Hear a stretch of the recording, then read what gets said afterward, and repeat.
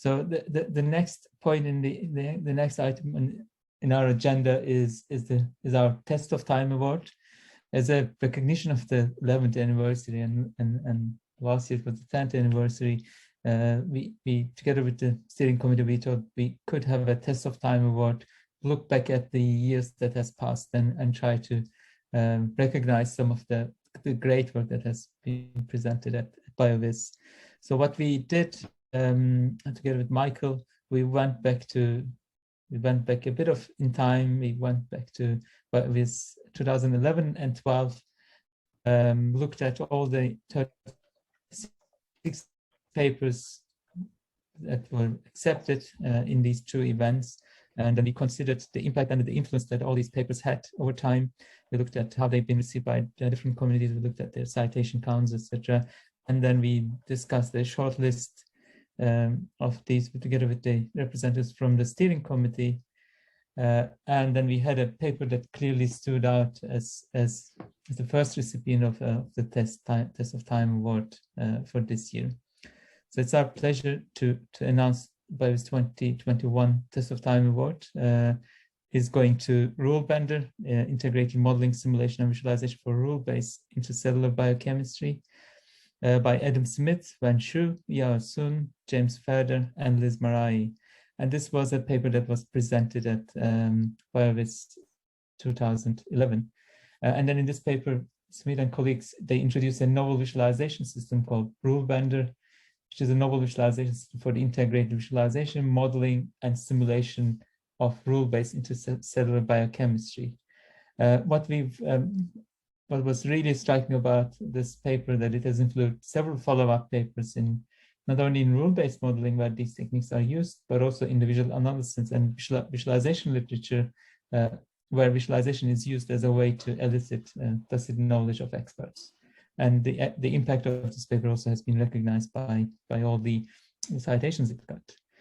So with this, so I'd like to congratulate all the authors again. And then we thought it would be really nice to hear from one of the authors. And Liz Marai kindly agreed to talk about the paper and then some of the reflections that they've had after publishing the paper at BioVis in 2011.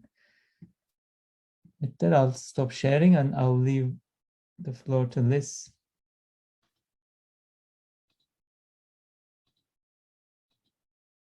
Hello, Liz. Hi. Hi. I hope you can see me or hear me at least. We can hear you. We can't see your video, but we can see your screen. Start my video. There we go. There you are. Great. Okay. Congratulations again, and we're looking forward to hear from you, Liz. So, hello everyone. We are honored by this 10-year Test of Time Award to our BioVis BMC Bioinformatics paper, RuleBender. Thank you.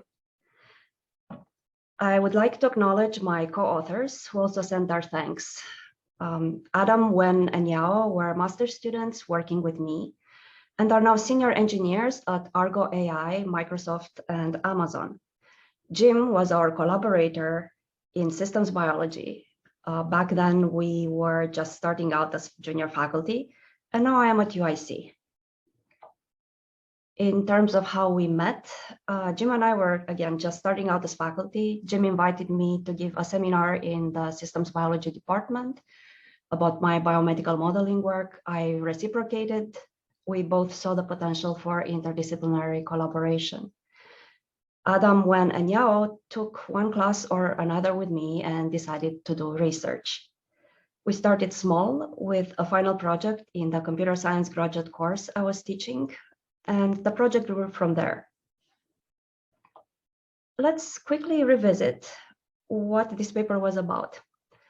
RuleBender is a system for the rule-based visualization, modeling, and simulation of intracellular biochemistry. Essentially, biochem systems can be thought of as electric circuitry, where signals get sent from one element to another. These elements and signals can then be described and simulated on a computer via partial differential equations, or PDEs. But instead of writing PDEs, we can write sets of rules in the style of if, then, else statements in a special language like BioNetGen. The rule code would look like shown on the right here.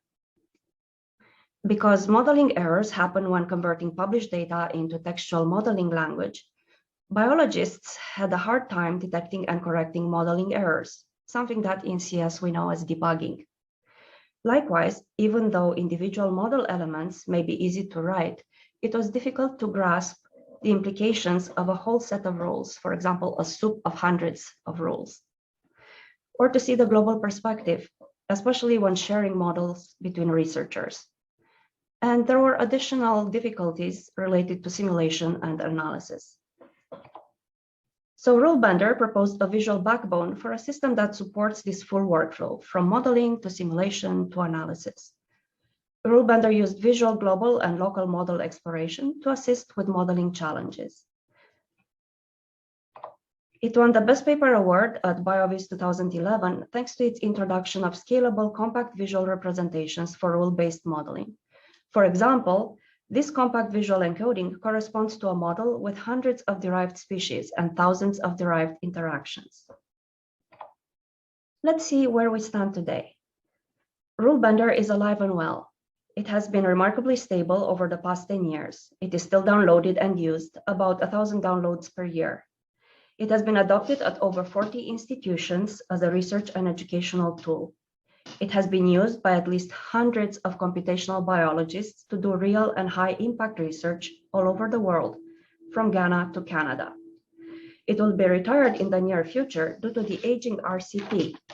You see, RuleBender was written in Java, and it hasn't been actively developed since my students and I moved to greener pastures. 10 years in, we took some time to look into the citations and to explore why people are citing the work. Originally, we thought everyone who uses the system would cite our paper. In reality, very few biologists who use RuleBender for modeling actually cite the paper. They cite the system and website instead. The paper citations come from rule-based modeling research, graph structure modeling and visualization, and dynamic influence network research. This research further opened up new directions in my own group's research related to activity-centered design and topological similarity. So a paper or system can open multiple doors through a sort of butterfly effect. We further reflect on the challenges of creating a stable and flexible software project. RuleBender had been designed and developed for 3 years at the time we first published it, which is an unusually long software engineering cycle. That is because RuleBender is the gateway to the BioNetGen framework, and we had to deal with a lot of different things, from writing parsers to simulators. RuleBender was also written by a series of master students who worked on it for 1 to 2 years, then graduated. So investing in software engineering was really, really important when transitioning students or having multiple students working on the project at the same time, from project management to code organization, source control, and so on, which then also paid off in the long run in terms of flexibility and stability. In terms of design and the interaction with biologists, we intuitively followed at the time a paradigm that we later identified as activity-centered design. ACD is an extension of human-centered design with emphasis on activities. Essentially, rather than interviewing many biologists, we aim to identify and support the user activities with respect to rule-based modeling. The idea is that these activities are common among users, and if the tool supported these core activities, then the biologists are going to use the tool. This activity-centered approach allowed RuleBender to better serve the needs of the systems biology community. In fact, later evaluation on 75 projects showed a success rate for ACD of 63% compared to human-centered design 25%, or agile approach 58%. Now, Jim is our only CompBio co-author on this work, and he may look like an army of one. To clarify, Jim was coming to academia from Los Alamos, where he had created BioNetGen with Bill Hlavacek, and he was teaching rule-based modeling to graduate CompBio students and other biology researchers. That's a huge crowd. Jim started using immediately the first working prototype to teach others, and he channeled the modeler's experience and input into the project, in addition to case studies and to a quantitative evaluation. For example, Novice modelers would frequently forget in this model to specify the rule that U needs to be unbound. And as a result, they get this infinitely binding chain, so their simulation will never complete and they wouldn't understand why. Jim was really great at documenting how RuleBender helps students immediately spot this mistake. The BioGen folks thought that rule-based modeling without RuleBender was a non-starter for students and biology researchers. During deployment in the following years, we further noticed the importance of providing RBM workshops, like the annual cell modeling workshop, now for 9 years in a row, but also summer schools, boot camps, and then good online tutorials and documentation. Jim's group provides fantastic user support via email. I honestly see them responding within 2 hours to requests for help. I'm in awe with their dedication. RuleBender was free from the start. 5 years ago, we switched to GitHub, so RuleBender is also an open source system, although we only have a handful of contributors, my group and Jim's group. GitHub gave us easy source control and easy downloads. Note that when we say about 1,000 downloads per year, that is for the past 5 years only. So what we see is a long, steady tail of the project. We did not follow in treats to patent, and I can talk more about that if you wish. A post-fact lesson is that even though RuleBender was free, we should have required registration from the start. You see, during those first years, a few ad-based websites picked up and distributed the executables for download, so it became nearly impossible to keep track of users. The other stats I reported here, over 40 organizations and their geographical location, and at least hundreds of biologists, are really a low bound estimate based on our logs of people who emailed us for technical assistance using their organization's email service, for example, at Harvard EDU, but not at gmail.com. The thing that stands out to me over the years is that this project benefited tremendously from exceptionally good relationships amongst ourselves. Sometimes in academia, work follows the direction of the funding we are awarded. And that was not the case here. We essentially scraped funding from a variety of sources, my career award, Jim's clinical and translational award, and so on. We really did this project because we had fun working together. And to date, it is one of the most rewarding work experiences we had.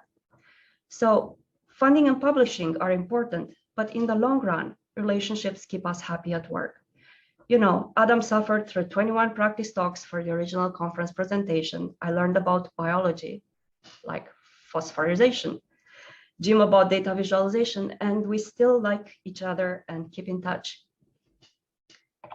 Speaking of relationships, I'd like to clarify that this was our first project in biology data visualization, and we got a fantastic welcome from the BioVis community. I can begin to describe the confidence boost we got from that Best Paper Award and from this level of mentoring and networking support. It meant a lot. Also, it's an absolutely terrific community to be in. Finally, if you're a graduate student or junior faculty and things are not going well, keep your chin up.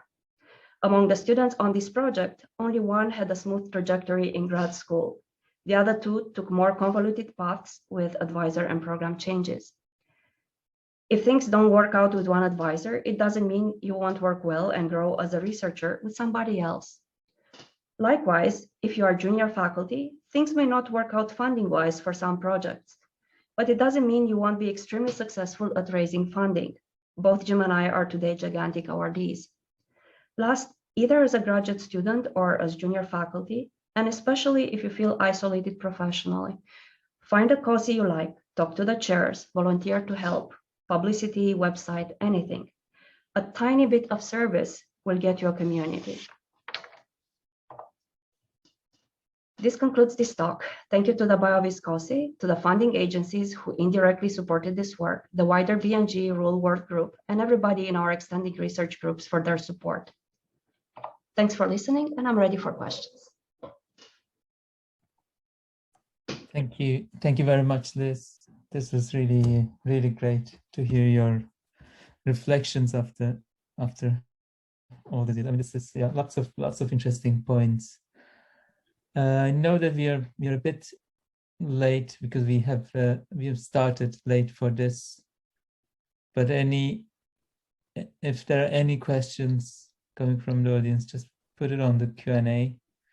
I hear that we don't have much time for questions, but I'll just ask one thing, and then we can just move on to the break. I mean, this whole journey and then time you spend with as a team, I think this was really impressive. Have you revisited the design and then like learning more about rule-based modeling? I mean, how visualization supports rule-based modeling, and considered going back and doing a version 2? Many times. As Adam said, sometimes he daydreams about going back and redesigning things. Today we know that visualizing the influence of rules, so the rule network influence patterns, is actually even more important than the contact maps. That was something that we just started touching on in the original paper. Today we have a much better model for inferring those influence networks. It would be so great if we could go back and redo it, but it's a question of time and resources at this point. Yeah,